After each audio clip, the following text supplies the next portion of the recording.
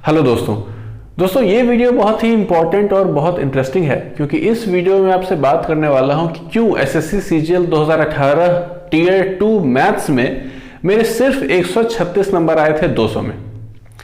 अब इस वीडियो को मैं दो पार्ट में बनाऊंगा। इस वीडियो में बात करने वाला हूं 10 जून 2019 के बाद के बारे में।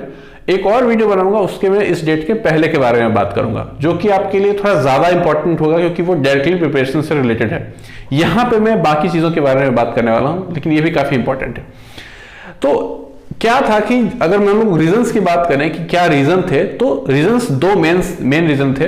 पहला जो रीजन है वो एक स्टोरी है, और जो दूसरा रीजन है वो ज्यादा इंपॉर्टेंट, ज्यादा सिग्निफिकेंट है, लेकिन वो थोड़ा एक छोटा सा पॉइंट ही है। तो पहले मैं आपको स्टोरी बताता हूं। तो 10 जून 2019 को फर्स्ट शिफ्ट में मेरा ग्रेटर नोएडा में हुआ था टीयर 1 का एग्जाम दिल्ली में। तो जब मैं पेपर देख के निकला तो मुझे ऐसा लग रहा था कि मेरा शायद टीयर 1 भी क्लियर नहीं हो पाएगा, क्योंकि 2018 से पहले नॉर्मलाइजेशन इंट्रोड्यूस कभी नहीं हुआ था। कोई अता पता था नहीं कि नंबर क्या मिलने वाले हैं, कितने मिलने वाले हैं, कैसे मिलने वाले हैं। मेरा शिफ्ट काफी टफ था, लेकिन मेरा पेपर अच्छा नहीं गया था, तो मुझे ऐसा लगा कि मैं कट ऑफ भी क्लियर नहीं कर पाऊंगा। एक दिन मैं काफी दुखी रहा और अगले दिन मैंने फोन कर दिया अपने घर में कि अब मैं घर आना चाहता हूं, मैं दिल्ली में अब नहीं रहूंगा, क्योंकि अब कोई रीजन नहीं है मेरा यहाँ रहने का, न है मेरा यहाँ पे कोई ग्रुप है, ना है मेरा कोई कोचिंग है। जो लोग मुझे बहुत पहले से फॉलो कर रहे होंगे उनको शायद याद भी होगा कि मैं घर आ गया था प्रिपरेशन के दौरान ही। तो जब मैं घर आ गया तो मुझे लगा था कि कट ऑफ से क्लियर होने वाली है नहीं, तो मैं अपना प्रिपरेशन में कहीं ना कहीं लग गया, लेकिन इंटेंसिटी पहले जितनी नहीं थी। और यही बात मैं आपको हमेशा कहता हूं कि जो आपका फर्स्ट अटेम्प्ट होता है ना, उसमें आपकी सिलेक्शन की प्रोबेबिलिटी सबसे ज्यादा होती है, क्योंकि आपकी इंटेंसिटी बहुत ज्यादा होती है। लेकिन हाँ, फर्स्ट अटेम्प्ट की गलतियों से अगर आप सीख के फिर सेकेंड अटेम्प्ट लेते हैं तो वहां भी आपके चांसेस काफी अच्छे होते हैं। तो एनीवेज, तो अपने तैयारी में फिर से मैं लगने लगा और यूट्यूब भी मैं कर रहा था साथ ही साथ। तो कहीं ना कहीं ऐसा लग रहा था कि वो जितना जोश पहले था वो अब नहीं है, लेकिन मैं टीयर 1 के लिए वापस पढ़ने लगा था। उसके बाद 1.5 महीने के बाद जून में हुआ था एग्जाम, और सितंबर में हो गया था टीयर 2। जुलाई अगस्त सितंबर पक्का 3 महीने का पेपर था। ऑलमोस्ट 1.5 महीने के बाद रिजल्ट आ गया था, और मतलब स्कोर कार्ड आ गया था। स्कोर कार्ड में मैंने ये देखा कि मेरे स्कोर आ गए थे 158.9 आ गया था, 159 आ गए थे शायद, और कट ऑफ गया था 136-137 यूआर का। तो मुझे लगा कि अरे, मैं तो सोचा था कट ऑफ क्लियर भी नहीं होगा, लेकिन यहां तो कट ऑफ से अच्छे खासे मार्क्स मेरे ज्यादा आ गए हैं। तब जाके मैं शॉक हो गया, स्टक हो गया उस पॉइंट पे, क्योंकि मैं तो 1.5 महीने से टीयर 2 के बारे में सोच भी नहीं रहा था, क्योंकि नॉर्मलाइजेशन के बारे में कोई आइडिया था नहीं, कितने मार्क्स मिल जाएंगे, इतने मार्क्स बढ़ जाएंगे टफ शिफ्ट वालों के। उसके बाद फिर मैं टीयर 2 के बारे में सोचने लगा और मैं थोड़ा हड़बड़ा गया।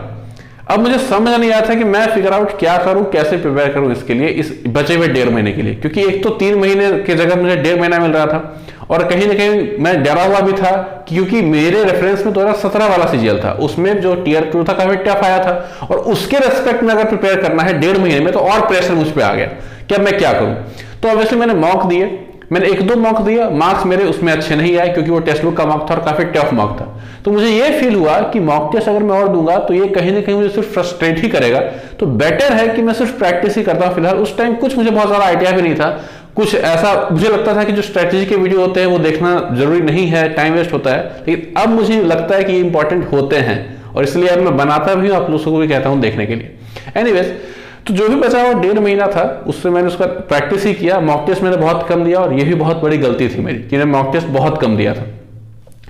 उसके बाद 1.5 महीने बीते, काफी कुछ मैंने प्रैक्टिस किया, 17 के पेपर लगाए, 16 के पेपर लगाए, बाकी क्वेश्चंस भी इधर उधर के सीडीएस के, कुछ बड़े बड़े टीचर्स जो वीडियोस ला रहे थे यूट्यूब वगैरह पे वो मैंने देखे। मैंने किसी का कोर्स कभी नहीं पढ़ा है, कभी भी मैंने किसी का कोर्स परचेज करके कभी नहीं पढ़ा है। ये चीज मैंने कहीं कहीं अच्छी की है, ये मुझे पता है। उसके बाद आ गया एग्जामिनेशन का दिन। 13 सितंबर को मेरा पेपर था, जो शायद उस बार का सबसे टफ माना गया था। और जब मैं एग्जाम देने गया तो बिल्कुल भी मैं एक्सपेक्ट नहीं कर रहा था कि जैसा पेपर ऐसा पेपर आएगा, क्योंकि 17 वाला रेफरेंस में था, और वहां पे एडवांस काफी टफ पूछी गई थी, अर्थमेटिक काफी इजी थी। तो अर्थमेटिक का टेंशन मेरे अंदर था ही नहीं, जो था एडवांस का था। एडवांस बहुत इजी आ गई, और अर्थमेटिक अच्छे खासी कैलकुलेटिव वहां पे आ गई। तो वहां पे जाके फिर मेरा ड्रॉप हो गया, और मेरा पेपर और मुश्किल हो गया वहां पे। तो ये एक स्टोरी थी, जो एक बड़ा रीजन है मेरा कि मेरा स्कोर कम हुआ टीयर 2 में। अब कुछ पॉइंट, छोटा है लेकिन ये ज्यादा सिग्निफिकेंट है। मेरा एक आदत है दोस्तों कि जब भी मैं कोई मॉक टेस्ट या किसी एग्जाम में जाऊं या किसी काम के लिए करने के लिए जाऊं, तो उस काम का टेंशन मेरे अंदर होता है, जिसको कहते हैं टेम्परामेंट इशू। और मैं ये चीज हमेशा आपको कहता हूं कि टेम्परामेंट को इंप्रूव करने पे हमेशा काम कीजिए आप लोग, क्योंकि आपको नॉलेज की बहुत ज्यादा जरूरत नहीं होती है। ऐसा नहीं कि आपको बहुत ज्यादा पढ़ना है। अगर आप जितना भी आपने पढ़ा है, प्रीवियस ईयर क्वेश्चन आपने ठीक ठाक भी लगा रखे हैं, सिर्फ उसके बेसिस पे भी पेपर में आप अच्छा अटेम्प्ट कर सकते हो अगर आपका टेम्परामेंट सही है तो। लेकिन मेरा टेम्परामेंट उस वक्त सही नहीं था। और टेम्परामेंट कहीं ना एक नेचर से एसोसिएटेड होता है। जो बहुत सेंटिमेंटल, बहुत इमोशनल टाइप का होता है, उसका टेम्परामेंट बहुत ज्यादा स्ट्रांग नहीं होता है। तो इस चीज का खामियाजा मुझे भुगतना पड़ा पेपर में और हॉल में जाके। एक तो प्रेशर, ऊपर से पेपर ऐसा आ गया तो और ज्यादा शॉक, सरप्राइज। और प्लस एक बहुत बड़ा इशू यह था कि जो डिस्प्ले था मेरे अंदर वो महा घटिया क्वालिटी का था। एक तो पूरा क्वेश्चन डिस्प्ले नहीं हो रहा था, प्लस स्किप करने में भी टाइम लगा था। वहां पे और इरिटेशन हो रही थी और डर बढ़ता गया, जिसकी वजह से मेरा एक्यूरेसी बहुत कम चला गया। मुझे याद है कि शायद मैंने 84 या 86 अटेम्प्ट किए होंगे, लेकिन शायद मेरा गलती इतना ज्यादा हो गया कि मेरे मार्क्स काफी कम हो गए। सिली मिस्टेक्स इतने ज्यादा हो गए इसलिए क्योंकि टाइम मेरे पास कम था और जल्दी बनने का प्रेशर मुझे बहुत ज्यादा हो गया वहां पे। एक तो सर्वर का इशू, इतना घटिया सर्वर, तो ये बात मैं किसी को बता नहीं सकता था क्योंकि इस पे कोई बिलीव करेगा नहीं। लेकिन ये बहुत बड़ा इंपैक्ट हुआ मेरे। और सबसे बड़ा इंपैक्ट तो ये कि जो मेरा सिली मिस्टेक्स करने का, जो मेरा टेम्परामेंट इशू है, सबसे बड़ा गुनहगार मैं इस चीज को मानता हूं।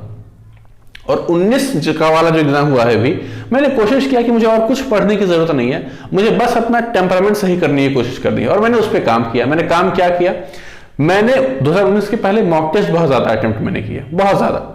लेकिन आखिरी 15 दिन में मेरी तबीयत खराब हो गई थी और आखिरी 15 दिन का इंपैक्ट हुआ। और 19 में भी टेम्परामेंट इशू हुआ मेरा, क्योंकि एग्जामिनेशन हॉल में एंटर करने से पहले मैं थोड़ा डरा हुआ था, क्योंकि 10-15 दिन आखिर के जो थे, जो सबसे क्रूशियल होते हैं, वो मेरे अच्छे नहीं गए थे। आखिर के 10-15 दिन में मैंने शायद मुश्किल से 3 या 4 मॉक दिए होंगे, जबकि उसके पहले एक महीने में हर दिन 2-2 मॉक देता था, किसी दिन 3-3 मॉक भी दिए मैंने मैथ्स के। तो ये डर फिर से एक बार आया और फिर से उस चीज ने मुझे कहीं ना कहीं इंपैक्ट किया, लेकिन इस बार ऑब्वियसली कम किया क्योंकि मेंटली थोड़ा मैं प्रिपेयर था इसके लिए। तो यही एक छोटा सा रीजन था दोस्तों। और मैं इसके बारे में बात करूंगा जब आप लोगों को अगर हेल्पफुल लगे ये वीडियो तो बताइएगा मुझे कि और क्या है कि जैसे कि ये तो एक प्रोसेस हुआ कि टियर 1 से लेके टियर 2 तक के बीच का प्रोसेस, लेकिन मेन प्रोसेस इसका बैकग्राउंड कि मैंने प्रिपरेशन के पहले कैसे की। क्योंकि बहुत बड़ा इंपैक्ट था कि जब से 2017 सीजीएल टियर 2 हुआ है, उसके बाद से प्रिपरेशन करने के तरीके में बहुत सारे लोगों के बहुत ज्यादा चेंजेस आए और उसमें से मैं भी था, जबकि वो चेंजेस आने नहीं चाहिए थे। कुछ टीचर्स ने ऐसा हवा बनाया, आगे आने वाले वीडियोस में उन टीचर्स का नाम भी मैं लूंगा, जिसकी वजह से मेरा प्रिपरेशन इफेक्ट हुआ था। तो एनीवेज, मैं किसी को ऐसे डायरेक्टली दोष नहीं देता, कहीं ना कहीं मेरा ही दोष है जो मैंने सिली मिस्टेक्स मैं करूं, या फिर मेरा टेम्परामेंट इशू हो, या फिर मेरा सर्वर काम नहीं कर रहा है, मेरा जो सिस्टम था वो घटिया था। तो इसका ब्लेम मैं खुद पे ही ले सकता हूं, मैं किसी को ब्लेम नहीं कर सकता हूं। शायद कोई लकी होता है जिसको बहुत अच्छा सिस्टम मिल गया, किसी को लकी अनलकी हुआ, तो अगर मैं अनलकी हूं तो उसका भी गलती मेरे मत्थे ही पड़ता है। तो मैं इसके लिए किसी और को ब्लेम नहीं कर सकता। तो एनीवे, लेकिन ये सब बातें कोई समझ नहीं सकता है मैं भी, तो इसलिए जरूरी नहीं कि आपका जितना प्रोडक्टिविटी लेवल आपका है आप उतना ही स्कोर भी करें, जितना आपका जो टैलेंट है उतना ही आपका स्कोर है। ये जरूरी नहीं होता है। कई बार उससे आप कम या ज्यादा भी स्कोर कर जाते हैं। लेकिन लोगों को चाहिए स्कोर्स, कि आपको इतने स्कोर्स आने चाहिए, इतने स्कोर आप हो तो आप वर्थ हो, नहीं तो नहीं हो। तो मुझे नहीं लगता, कई लोग आजकल YouTube पे ऐसे हैं जिन्होंने बहुत कम स्कोर किया है लेकिन आज वो इतना बेहतर काम कर रहा है YouTube पर, और बहुत सारे ऐसे लोग भी हैं जो टॉपर्स हैं, स्टिल वो ऐसा काम कर रहे हैं YouTube पे उनको जानता भी नहीं। तो मैटर नहीं करता कि आपने स्कोर क्या किया है, मैटर ये करता है कि आपने अपनी गलतियों से कितना सीखा है और अपने गलतियों के बारे में कितना लोगों को बताते हैं ताकि वो उस गलती को ना दोहराएं। तो मेरी आपसे रिक्वेस्ट है, आने वाली वीडियोस में और बात करूंगा खासतौर से उन गलतियों के बारे में जो मैंने प्रिपरेशन के वक्त में की थी, और आप लोगों को रिकमेंड करता हूं कि प्लीज आप लोग वो गलतियां ना दोहराइए। किसी के इन्फ्लुएंस में आके, किसी के डराने पे, किसी के हाइप बनाने से आप घबरा मत जाइए। आपका जो एक प्लान है, स्ट्रेटजी है, उस पर आप फोकस रहें। इसके बारे में अगली वीडियो होगी, तो उस वीडियो को ध्यान से देखिएगा। हालांकि उम्मीद करता हूं इस वीडियो से भी थोड़ी सी आपको हेल्प मिली होगी, रेफरेंस मिला होगा। और एक बात और है कि जहां तक बात है कि मैंने अपने मार्क्स नहीं बताया तो गलत बताया ऐसे, तो मैं मानता हूं और मैंने अपने मार्क्स नहीं बताया, उसके लिए मैं आपसे हाथ जोड़ के माफी मांगता हूं। लेकिन मैं इस बात पे मुझे कॉन्फिडेंस कि मैंने कुछ गलत नहीं किया है। कभी भी मैंने अपने गलत मार्क्स को यूज नहीं किया है। ऐसा नहीं कि मैंने अपने थंबनेल पे बता दिया कि मैंने इतने मार्क्स स्कोर किए हैं, अब बताया कि देखो मैंने कैसे किया। कभी मैंने ऐसा नहीं किया है। किसी ने अगर डायरेक्टली पूछा है तो मैंने शायद कुछ और बताया हो, लेकिन कभी मैंने अपने मार्क्स यूज नहीं किया है। अगर मैं अपने शुरू में ही अपने मार्क्स, असली मार्क्स आपको बताता तो आप मेरी बात नहीं सुनते। चाहे आप मुझे, मेरे कितने ही बड़े फॉलोअर होते, मेरी बात आप नहीं सुनते, ये तय बात है। तो कहीं ना कहीं मैं चाहता था कि आप मेरी बात सुने, इसीलिए मैंने मार्क्स छुपा के रखे थे और मेरा कोई पर्पस नहीं था। लेकिन लोगों का काम है बातें बनाना, क्योंकि बातें बनाने में मजा आता है, कोई काम धंधा है नहीं। लेकिन मुझे पता है कि बहुत सारे लोग मेरे साथ हैं, मुझे प्यार करते हैं, तो उन लोगों के लिए मेरा फर्ज बनता है कि मैं ऐसे वीडियोस बनाऊं ताकि इससे आपको ये सीख मिले कि आपको क्या नहीं करना है। क्या करना है ये तो आपको टॉपर्स बताते ही रहते हैं, जिन्होंने 600 स्कोर किया है, 650 स्कोर किया है, लेकिन आपको यही पता होना चाहिए कि आपको क्या नहीं करना है। तो बने रहिए। Thank you for your love.